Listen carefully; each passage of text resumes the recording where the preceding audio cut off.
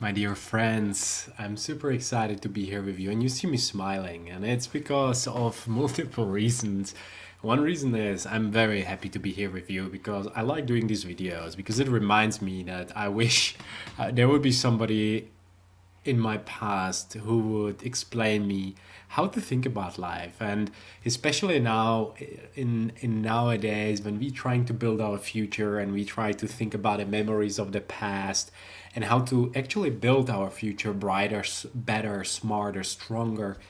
We often get caught up in our own vicious thoughts, and maybe they are not so vicious, maybe they are just similar thoughts as they were yesterday. Like, there's a lot of these sayings, and one of them is that we have about 60,000 thoughts in a day, and a lot of them are the same thoughts. And of course, humans are drawn to equilibrium, and that's today's topic, right? It's all about how to become anti-fragile, how to become resilient, just like this little little bamboo here. And I have example actually about resilience here for you, so please stay tuned.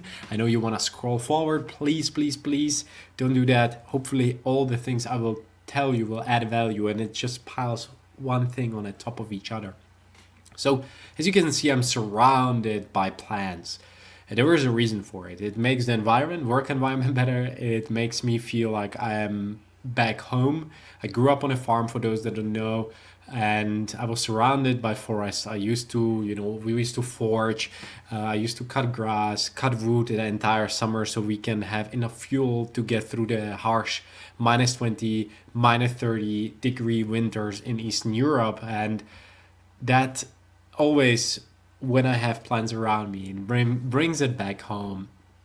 So today's topic is really how to become anti-fragile, and we live in turbulent times. So if you clicked on this video, wherever you're watching, this is not a clickbait. I don't want you to think like, ooh, where's the magic pill? Because I'm not offering magic pills. What I'm offering is clear strategy and guidance and experience that helped me to forge me into who I am today. So I have a couple tools here around me. So I will be presenting you along the way. So please stay tuned. We live, as I said before, in turbulent times, which really means that we need to adjust faster. I just had a discussion as well now with a colleague, and we were talking about this, how to adjust in the climate, how to adjust during a pitch when you are, talking to a client, and how to position yourself really well. So I want you to be smart in the way you are. And, you see me smiling a lot, and it's for one reason. I know it's good for the video, but on the other, it's who I am. And I know I have one of those points here where positivity can really take you throughout this challenging period. So wherever you are, know that human beings actually are drawn to equilibrium. So too much positivity might be also, there are studies that show actually managed positive optimism is actually better, because often what comes up comes down. So if you're a super optimist, that's when you might actually fall back on the ground. But on the other hand, we live in such times that I think there needs to be way more optimism there than there is. On the other hand, as I said, body and our life in general tends to be around this kind of middle point where we don't want to go too much and too underneath. When we are too hype, then obviously it's good for a period, but we get exhausted. When we are too depressed or scared and stressed all the time, it's also not good for our health, and we start developing all these diseases like cancer, Alzheimer's, and all these things that don't belong into our lives. However, the thing is, pressure is good for us, and that's the notion I want you to take throughout this video. As we are talking to each other, and see this please as an interaction, see like you're sitting next to me, you're surrounded by a nice atmosphere. It's very cold outside. I know you can't see it, maybe you can see on that roof there, it's snow, so it's very snowy. But I know that all this pressure, and we have seasons, right? We have spring, summer, autumn, winter, and every season brings different things. Sometimes it's very mellow, and sometimes it's very hard, like the winter where it's like today minus 10. and you go and you feel your cheeks are, you come home and they are very rosy, and it's biting. And this is how we survive as human beings. When I give you one example, when I was a kid, I used to be very skinny, and I struggled because I was scrawny, I was bullied, and I really struggled that I wasn't strong enough. I mean, I was physically strong, but I wasn't, built huge like a lot of the people who used to pick on me. I was really lucky because often those were people that were maybe 3, 4 years older. Some of them were really twice my size. Sometimes there were, gangs, gypsy gangs, or, the town that I grew up was really depressed, and a lot of poor people were living in neighboring villages, and it caused a lot of havoc, a lot of, crime and fights, and it was unpleasant because I wasn't the person who wanted to fight. I wasn't the person who wanted to, bully other people. It just blew my mind that people actually would use it, but that's unfortunate, times for me and for other people in the world who actually have to go through these horrific experiences.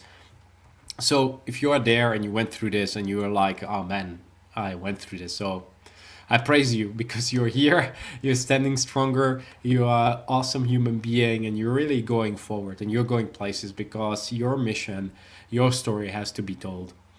Nevertheless, there and then I decided through different circumstances, like my parents' divorce, or really even just where I was, to start working out. I started at home, push ups, pull ups, and I started working on myself. And I was young, I was maybe 12 years old, or maybe 11, but I started pushing the body and giving it the training because I wanted to look great and I wanted to feel stronger. And I've worked outside and I felt, from the physical work around the house, I felt stronger. But I knew it's not enough, so I threw myself in the years as I moved abroad into bodybuilding. And bodybuilders, they have often big bodies, trained bodies, and a lot of times people feel very compelled to look like that. It's a lot of hard work. And why people have bodies like that? Why somebody has more muscles than another person? Can you guess? I'm sure you probably made your guess and you say, well, they take a lot of protein and they eat a lot of food and they sleep enough and they take steroids and probably all of the above. And probably you're right. But there is one thing that is very particular for bodybuilding and for any sport, really, but particularly for bodybuilding. If you want to build muscle, you need to pass or push beyond the comfort zone. So all the 10 reps that you do in the gym for your curls, it's beautiful, but the muscle starts to be activated when you hit the 11th, 12th, 13th rep, when it burns, or when you do your squat on your legs and you don't want to go. This is where you're building muscle. You want to break that muscle down so blood is forced to go there, nutrition, oxygen, all these different things. So the body starts to repair itself, and then it says, ooh, we have to be ready actually for next time to be stronger. So here right now, I gave you actually the definition of resilience. This is actually what resilience is. It's really adapting to the conditions. This is anti-fragile or anti-fragility, if you will.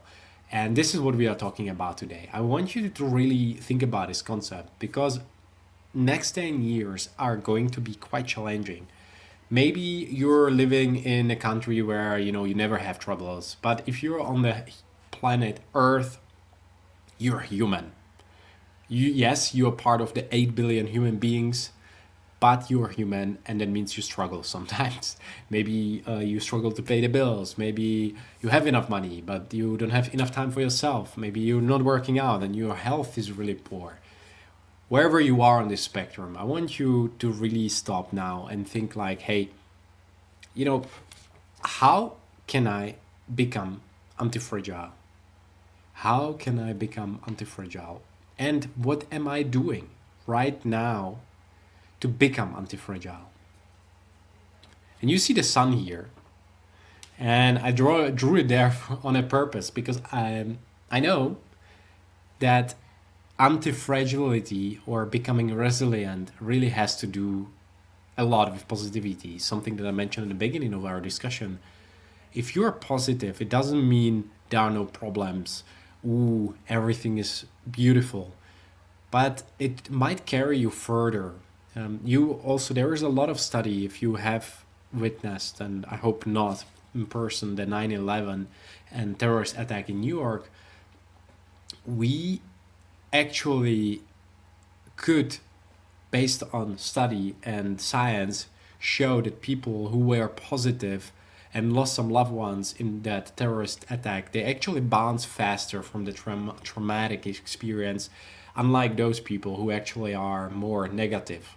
And again, this is very subjective study, but there are a lot of studies that show as well the impact of positivity and being, optimistic, smiling, but also in overall having this life focus and knowing, hey, I want to actually make a difference in the world and I want to do something that will impact other human beings. And Barbara Fredrickson wrote this book, Positivity, where she explains how it impacts people who are more positive than others. So again, I want you to linger back to the question, how can I become more anti-fragile? What are you doing already? Maybe grab a pen and paper, write it down, pause this video for maybe 1 minute. I give you 1 minute now, or 2-3 minutes, and write, hey, what were the difficult situations in my life? And what did I do? Just like this little bamboo, it used to be very small when we bought it, and now it's maybe half meter, and it's beautiful. I really enjoy watching it grow. Sometimes I just shake it, and you probably have heard this. You should shake the bamboo because it thinks, hey, I have to adjust, I have to get stronger. And this is the funny thing. We know it, but we don't always live it. We just struggle when conditions come at us, and we fight like when cat is thrown into a water and it's unnatural environment. I get that the cat probably cannot swim, but on the other hand, it survives. The instinct to survive kicks in, and we find a way. So pause this video now and think about, what do you do to overcome challenges? What have you done this year that was really stressful, and how did you overcome it? What did you do particularly and in detail that helped you? Maybe you never thought about it. Maybe you just throw yourself in there and you're like, hey, I didn't do anything special. I'm just there. Maybe that's it. Maybe you're present. You're able to be present in that tough situation. Maybe you are positive. Maybe that's your strength. Maybe you are kind towards other people. When people struggle, you correct, and you're like, I will be helpful. I will guide other people and I will help them. So pause this video and come back. Hopefully now you paused, you did this exercise, and you figure a little bit more what you did. Now I want you to use this exercise for the coming things we will be talking about. So I have actually 3 points that I want to talk to you about today. What I believe and what I think is suitable in becoming anti-fragile and can prepare you for the coming years. And perhaps, and I really think maybe some points already are actually present in your routines. Maybe some of them might be new, but maybe you do it in a different shape and form. So the first point, to become anti-fragile, you need to learn to pause. Nothing spectacular, nothing significant, but yet very significant. You see the arrow, I'm pointing to the other, apologies, the arrow here on the top. What do you think that means? The arrow means that we should pause and we should gain perspective. Oftentimes when I see it in the days when I'm, back to back in meetings, presentations, and I don't take enough water to drink, please take a sip of water, enough food to eat, and really enough time to pause and reflect, hey, what have I done actually? And I'm rushing from meeting to meeting. I see the quality of my day. Maybe it's a good day. Maybe it's a very productive day. And at the end of the day, I'm like, ooh. But if I take maybe 1 minute in between and I pause and I say, wow, okay, that was a great meeting. What did I learn? Was I at my best? Did I bring my entire human being in there, my presence, my experience? Did I matter? Did I listen? Did I encourage other people? And was I really strong bringing my points, but also bringing other people's points? Was I a good facilitator? So I want you to think about this like that. I love to fly. And this is a really good example, probably, and maybe something that you can implement every day. And I just, now that I said it, it actually occurred to me that it might be a really good idea and I should implement it. I love to fly, and the reason why I do it, or is because I want to get to from place A to place B, like you. No, to be serious, I like to fly also because I can write. I have my iPad where I write my thoughts, and it helps me enormously because I write about my life.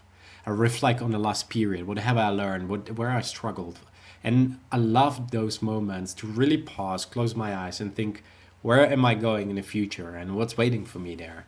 You know, I mentioned, I'm born in Eastern Europe, so all my life right now sometimes feels like a dream because where I come from, normal, ordinary mid class family, but we struggle a lot. We weren't the richest family and we weren't the poorest, but there was a lot of struggle. And I never thought that my life would look like I would live in 4 different countries. I would have an international relationship, and I would build my future the way I build it on the values that I'm actually teaching you here.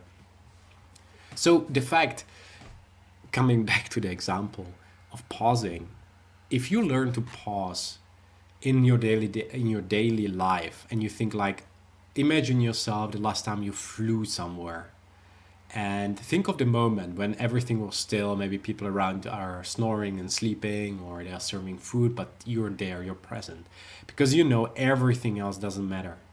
All the worries, everything is far, it's on the ground, it can't touch you. And this is what I want you to imagine. Even if it's a second, you're going between meetings, I want you to think, hey, how can I actually come more present? And just be grateful maybe for the moment. Think, hey, gain the perspective on the problem you're currently solving, maybe in a relationship, maybe with your kids, maybe in your company you're building with your team. Pause and find a way back to reconnect with this bird's eye perspective in your life. Your top 5 goals. Where do you go in life? How you gonna get there? Why you wanna get there? And this arrow up will show you and remind you that every time you feel drained, it might be that you need a perspective. You need to pause amidst the chaos, amidst the hardship, to gain perspective. Say, hey, where am I? Because that's also why I'm saying it. Because the thing is, your body will fight you hard. Your body is here to survive. Everything, every trigger which sounds and seems like danger will trigger the alarm system, the amygdala, to run away. And that's why you will feel, adrenaline and cortisol rushing in your limbs and your blood away from your brain to your limbs so you can run away. That means we literally become stupid. And instead, we need to pause and we need to say, take a deep breath. And Dr. Haberman talks about how physically breathing, for maybe 10, 12, 15 breaths can really bring you back physiologically. He explains it, how you calm down.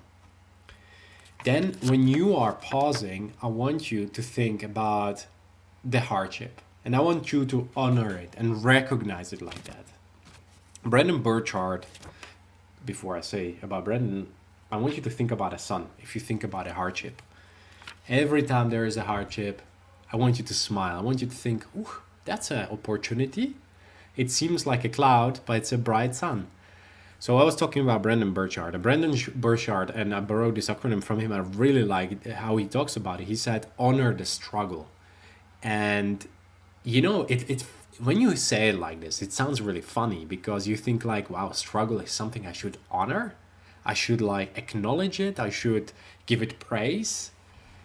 And maybe it sounds really ridiculous. But if you think about it, struggle is actually something we human beings fight against.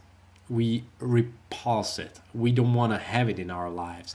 And we focus so much on having agency over the moment and over our life. And I'm just playing with the light because I see I became ultra yellow here, like I have some yellow disease. Anyways, so what I want to say, guys, as the light is changing somehow, So that was your moment to breathe and to pause, please. So if we are really thinking about a hardship, I want you to honor it. I want you to acknowledge it and say, you know what, it belongs in my life and it makes me better. Makes me better human being. Because without hardship, and that's when you think about diamonds. Just gave my fiance, a ring, and then when you're buying this diamond ring, you're looking at it and you're thinking, wow, it's magnificent. And you has obviously different versions of those, but those real ones, they are forged by pressure. And I think we all know it in our bones and in our, or maybe even in our psyches, but we often try to fight it when the struggle is there. We're like, oh, struggle. What do I do? How can I get rid of it really quick? So I want you to recognize it and kind of recognizing what I really mean and what really helps me in the situation. I relax physically. I remember, to give you an example, I'm quite afraid of heights. My girlfriend or my fiance now laughs at me every time we are somewhere very, somewhere really high. I, feel the stiffness in my limbs. Feel the itchiness and how, the feeling in my stomach. And a couple of years back, quite many years back, I think maybe a decade, I was in the Netherlands on this attraction park, which is quite famous. And you have, I think the highest is there about 30, 40 meters kind of attraction drop. And I went there with my ex-girlfriend and it was quite heavy. I most of the time was closing my eyes not to see it, and still the adrenaline was there. But one time my ex-girlfriend told me, hey, open your eyes, enjoy it. And then I did it. I was first scared. I opened one eye and then it was up, down, left, right, and you try to like adjust to the speed, agility, but also to yourself. But then I did it at some moment and something profound happened. I felt I was enjoying the moment. It was scary, but it was a good moment. It was a moment where I knew that it's making me better. It's making, or I didn't know well back then whether it's making me better, but I could enjoy the moment. It was enjoyable. And I think this is what we really need to learn. Like if we are giving a presentation, like now, with my presentation, with my light here totally changes for some reason. And then you think like, wow, man. But then I think like, it's about experience. I want to serve you guys. I want to help you and I want to share my struggle with you. And it's not always about a technique. It's about really the message and the technique sometimes too. So the third point, I want you to use pressure. And before we do that, I want to show you something. I brought here a friend with me, a band. And if you could see on this, and this is what I meant with the drawing. I know I'm quite a poor drawer, but what I mean with this, like this hairband, it can be very straight, but it can be also bent. And you can use it to straighten, and when you hold it, there is a tension in between. If you let it go, it will snap, it will pull back. And this is how it is with branch of a tree. You wanna be, or like this band. If you think about your life, you wanna be like this band or like a flexible T branch. You don't wanna break. This thing, probably if you pull it between two trucks, I can't do it physically probably with my hands. But if I were Goliath or a truck, I could probably rip it apart. So with enough tension, we all can break. That's also something we need to realize, that how can we actually strengthen ourselves so we never break? So we are very maybe close to breaking, but we stop just before we break. We take recovery, we sleep more, we exercise, we eat we healthily, we get enough hugs, we go to sauna. All these different things that I love to talk about can make you stronger. So you can really use this pressure to shape you. And this is what I mean with this. Use the pressure. Don't let it break you. Don't succumb to the insecurity, anxiety, but lean in. Lean in like I'm now leaning in a camera. You see my beautifully yellow face. For some reason, I really turned yellow. And really enjoy it. Enjoy the struggle. Now I'm a little bit wider, but I think I really apologize, my friends. But I hope you'll be not offended with my yellow face. Normally, I'm quite white. Anyways, just wanted to tell you that really use the pressure to your advantage, because when you learn that, and you learn to have fun along the way, life will become something different. Life will become a fly, a beautiful summer drive with in a cabrio when your roof is open, your hair is flowing, you're sipping on pina colada. I hope you're not driving when you're sipping on pina colada. However, using pressure will make you stronger. So all the combination, learning to pause, recognizing the hardship, and then use the pressure and say, how can I build myself stronger? And going back to my childhood, as the young kid, scrawny, miserable, sometimes, oftentimes, just happy kid, I thought, hey, I can just wallow in my sorrow and be here like, you're miserable, you're poor, you're scrawny, or I could get to work, I could run, which I did, could do obstacle racing, which I did, I could get into, triathlon, which I did, I could get into, group sports like football and biking, and then competitive table tennis, and then really eventually into bodybuilding, which took me from the scrawny, let's say 50, well, 60 kilo to 105, 110 kilo pound or kilo man, which in pounds, apologies to my British friends, I have no idea. And American friends, obviously. But I really thought it's possible. I just started with that, the possibility. How can I use the pressure of weights and the vision of bodybuilding to build my body? And I have one more example for you guys here. This beautiful friend of mine, and I don't want to get too close because it might bite me, cactus. I think this, when I think about hardship, I think about cactus. I think about how the species, and you see in the background, I have a lot of these like trees and the bamboo, for example, that I mentioned before, which kind of bends, and doesn't break. Cactus is amazing because it doesn't need much resources, but yet it adapts to where it is.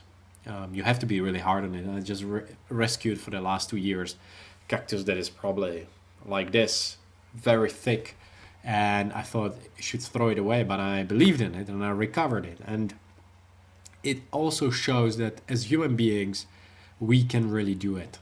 We can get it done when we believe in ourselves, when we believe in the potential of ourselves and potential of our friends. So, guys, I want to conclude this nice mumbling, rumbling, and little bit yellow face type of presentation with my little ebook, which is called Mastering Body, Mind, and Life, Radiate Joy, Impact Diseases, and Lead a Fit Life. So this is the older version of the ebook that I currently remade and will be on sale to be sold actually soon enough. And this is 12 principles of mastering, as you see, body, mind, and life, which you can see here. It's back then me before the bodybuilding competition, and here I write, what I have done and how I gained 25 kilo, 55 pounds with constant inflow and energy. And I talk about a lot of things like taking care of your health, taking care of your fitness, taking care of your mindset, reading, etc., etc. So it's quite a holistic way how I live my life, and that's why you see a lot of the things I'm giving you are quite holistic in nature, because it helps you to think about life a little bit differently. So why I'm mentioning this book is because I know maybe you're starting or see this at the beginning of the year or end of the year, whatever timing you see. But I want you to think about that life is not about perfection. It's about progress. This is why, I'm not angry about the light, even if I think like, hey, I have all this setup that's supposed to be. Why is it happening? But that's why we are here. We either win or we learn. Failure, there is no failure. There is just learning from our opportunity or from our mistakes. And this is what I want to tell you. So if you are interested in topics like this and you want to really make sure that you tap into the last 2 decades of my experience, and I'm not the smartest guy always in the room. What I have is you know, big drive, big passion, and big heart to help human beings. And it helped me a lot. A lot of these things I'm talking to you, it's because I'm doing it myself and I implemented it with other people. And this is also where it can really help you to drive the momentum you desire in your life. So I want to thank you really whenever you listen to this in whatever setting, maybe in audio, video, perhaps in a course, part of the course, or just individually. I want to thank you for being kick-ass leader right where you are. This is why I'm talking about being anti-fragile and resilience and all these different things I was showing you here today is because you need to step up. I know you might think, hey, Matteo, wait. I have a lot going on. I know, me too. And this is why we need to be harder on ourselves. Not in a sense, hey, beat ourselves up like in church and be hard, like be angry at ourselves. No, we have to do it with love, but we have to do it with the fact that we know that things will become harder. I really think that, and to give you an example, my girlfriend's grandma now passed away, and she almost turned 100 years old. And unfortunately, due to COVID, because she wasn't really moving and was staying indoors, she wasn't moving enough, and that caused some organ failure. It's, part of life. We all will wither. But one thing that I really admired about her is that she was very resilient. She witnessed the first World War and obviously the second. And now, when the whole conflict with Russia and Ukraine happened, it was sad or she was sad because, she was able to see in almost this, 10 decades how humanity is. And she was very smart, was an actress.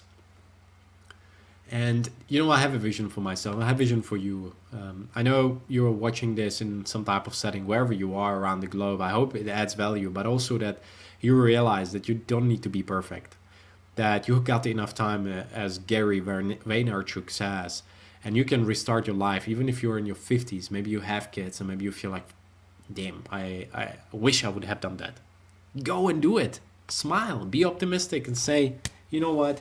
All my mistakes in the past doesn't have to equal the future. You will have to drive some consistency in your life, build some habits. And this is why I'm telling you, learning to pause, recognizing the hardship, and using the pressure are tools. There are strategies that you can implement when you feel like your kids are screaming. You're like, okay, I'm breathing.